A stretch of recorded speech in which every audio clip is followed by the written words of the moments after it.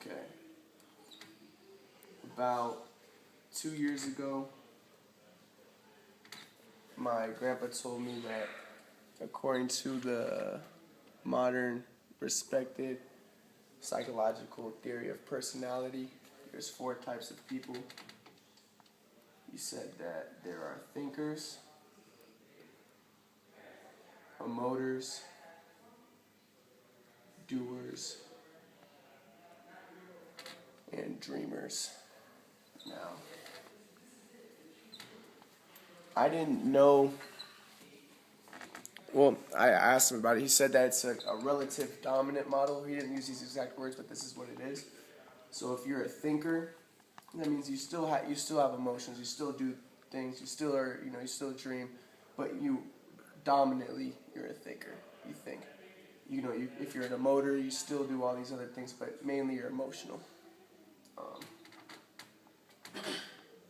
I didn't like the model because I didn't understand what a dreamer is. Dreamer didn't seem to belong. I didn't know what does it mean to be a dreamer. So yeah, I thought that there should only be 3 types. I didn't understand what the model meant. But then I thought about it, and I thought, okay, thinking and emotion. This is a duality. People usually look at these things as very separate, very distinct things. But actually, they're very interconnected. I thought, yeah, wait. Our thoughts affect our emotions. Our emotions affect our thoughts. So if I'm thinking about things that make me happy, I'm going to be happy. If I become angry for some reason, then my thoughts are going to be affected. They're very intertwined. And even, neurobiology backs this up. The part of our brain, the limbic system, is very connected with the cortex. Once the cortex is supposed to be for, thinking, rational thinking, emotion is supposed to be limbic system. They're actually very interconnected. So, yes, these are different, but they're very intertwined. Then I thought, okay, doing. Well, this is separate too, but think about it. Our emotions affect what we do. So if I'm happy, it's going to affect what I do. Our thoughts affect what we do. Sometimes we do things, and then this affects what we think and our emotions. Sometimes we actually do things and then think about it later. They show images of the brain, MRIs, where someone will reach for something, and after he reaches for it, then the part of the brain that's coordinated with that reaching for it lights up. So sometimes doing comes first before emotions and things. So yes, all these are very interconnected. Hopefully you guys are going to see where this gets to later. But so I kind of thought there's thinking, emotion, doing. Doing kind of encompasses thinking and emotion. I was thinking this is kind of holistic. So you can't really do things without having emotions or thinking. So I created a triad. So we had the duality, dyad, then we have the triad. Then I thought, okay, how does dreaming fit into this? And I remembered in my psychology class, the teacher was saying that in our dreams, we are disconnected from our physical bodies. We're paralyzed. The reason why this is so when we're dreaming, we're not acting out our dreams. We're not running around. We're not, doing wild things. So, yeah. And she said that when we dream, we are thinking, we have emotions, we do things, but it's just not apparent because, we're paralyzed. So I thought, okay, dreaming, the 4th one, is separate from the previous 3, but also it kind of encompasses all of them. So now we have a quadrant.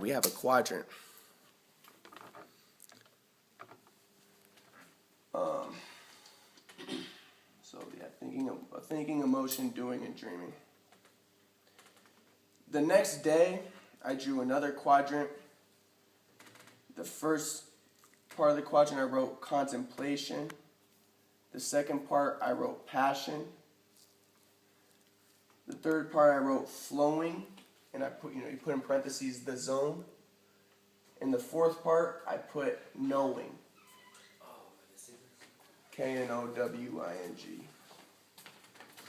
So let's go over the definitions of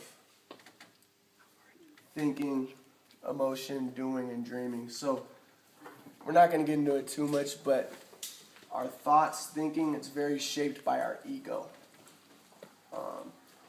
So let's say that I consider myself to be a black person. We're just saying, I consider myself this, a black person. Then my thoughts are going to be shaped by this. The way I look at the world is going to be affected, and what I think about it's going to be shaped by the fact that I'm quote-unquote black. If I consider myself a basketball player, I'm going to be thinking about basketball. Okay. So the same thing with our emotions. If, our emotions are shaped by our identity, our egos, we're going to get into it more, hopefully. So I consider myself a basketball player. Somebody says, hey, Ryan, you're not very good at basketball. You kind of suck. If this is my identity, my ego, then I'm going to be upset. I might cry. I might get angry. So our emotions are very shaped by our egos. What we do is shaped by our egos. How we see ourselves, our identities. And Freud talked about dreaming, how dreams, the ego is central in dreams. So what do you do in your dreams? I've had dreams where I'm running away from a monster. You're protecting your ego. You have dreams where you're having sex with women. You're trying to preserve yourself, preserve your ego. And think about, what do we think about mostly? Mostly we think about sex. We think about ego-based things.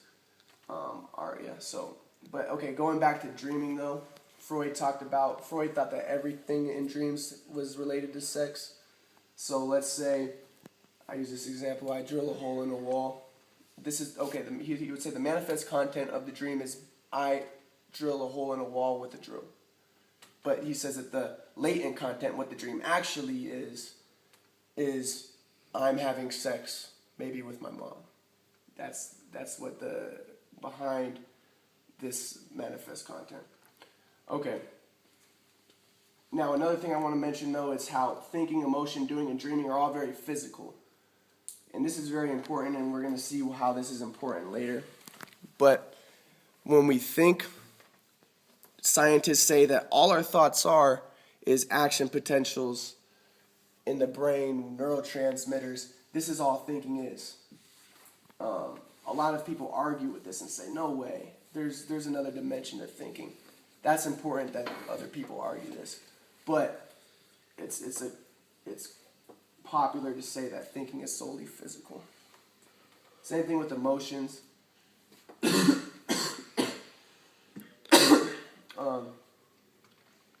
People say that emotions is just hormones in the body and neurotransmitters in the brain. How these things interplay with each other. Doing is the most physical of them all. It's just completely physical. That's all. What do I do? You just say the physical thing that I did. Now dreaming, we mentioned how you're disconnected from your physical when you dream because your body is paralyzed. But at the same time, when you dream, you are a body. Think about when you dream. You're dreaming as a body within your dream, and you're trying to protect this body. You're doing things with this body. So you're still a body, but you're not a body. So you kind of transcend it. Okay.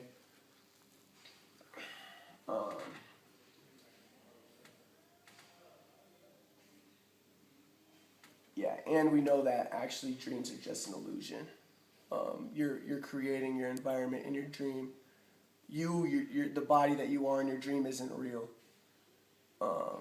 These are all just an illusion. Okay.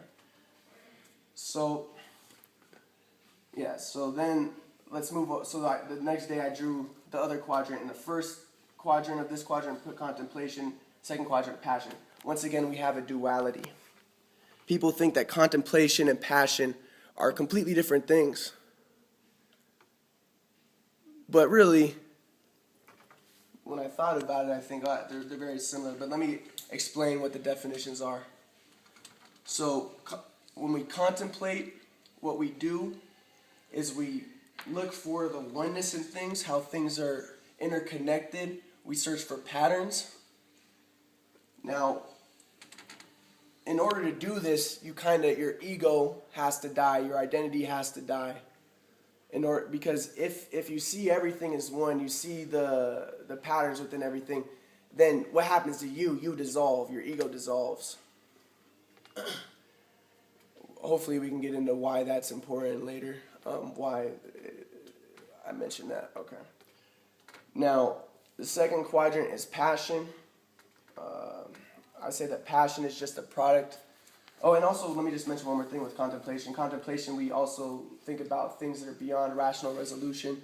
For instance, things like beauty, truth, God, things that you can't really, that aren't so concrete. Okay. Eternal qualities, things like that. Okay, and then the second one is passion. So passion is a product of being a part of something greater than yourself. So you lose yourself when you're passionate. You're willing to die for something when you're passionate. Once again, your ego is kind of dissolved. You put everything into something, blood, sweat, and tears. This is what happens when you're passionate. You're willing to give up everything if you're passionate. It's interesting, a word that's synonymous, actually not synonymous, passion means suffering. It comes from the word suffering. So compassion is to suffer with. So here we have, once again, a duality. Then flowing, the zone. So when you flow, you're not thinking about yourself, you're not thinking about how you look, but what you do is pure, it's perfect. So this is what Michael Jordan talked about it, the zone. When I was young, I feel like I did it a lot, all the time. When I was playing basketball and stuff, I wasn't aware of my body. I wasn't aware of how I looked. But if you looked at me, I was constantly moving. Even when I was standing still, like just going back and forth. And just like, it's pretty amazing looking back at a few videos that I have of it. But I didn't realize that at the time. But I think the reason why that is because I wasn't aware of my body. I wasn't thinking, oh shoot, how are my feet? How am I standing? How is this? That wasn't in my consciousness. Now this is flowing, the zone. But once again, the thing is your ego has to be kind of dead in order to flow. We're gonna get into more stuff later with this, hopefully. But also, I think environment is very important for the flow. So, for instance, I always felt like I played better when I was playing in high intensity games or with good competition. The reason why that is because you can't really think about yourself when you're doing that. You have to kind of stop thinking and just flow. And also another interesting thing about this is people say that when they flow, they lose track of time. So Michael Jordan talked about how things seem to go slower when he was in the zone. He would say, he would say everything he does is perfect, but just time was so slow. Or some people say that time goes faster. People say that their sensations are different. So this is flowing. So, but once again, passion leads to the flow. So if you're a part of something greater than yourself, what do? You flow. Something larger than yourself. When you contemplate, you're seeing the oneness of things. You're also part of something greater than yourself. Yeah. So we have